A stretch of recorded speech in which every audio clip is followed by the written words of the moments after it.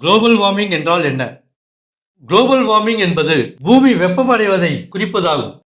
பூமி ஏன் வெப்பமடைகிறது என்று பார்த்தால், வளிமண்டலத்தில் கார்பன் டை ஆக்சைடின் அளவு அதிகரிப்பதால் குளோபல் வார்மிங் ஏற்படுகிறது.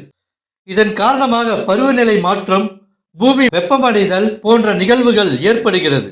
இது போன்ற முக்கிய நிகழ்வுகளுக்கு காரணமாக இருப்பது பெட்ரோல், டீசல், நிலக்கரிகளை பயன்படுத்துவதால் மற்றும் காடுகளை அழிப்பது போன்றவைகளால் கடல் மட்டம் உயர்வது, பாலைவன பகுதிகள் அதிகரிப்பது, மனித வாழ்விடங்கள் கடலில் முழுகுவது மற்றும் பருவநிலை தவறுதல் போன்ற பாதிப்புகள் ஏற்படுகிறது. இதனை தடுப்பதற்காக உலக நாடுகள் மக்களிடம் விழிப்புணர்வை ஏற்படுத்தி கொண்டு வருகின்றன.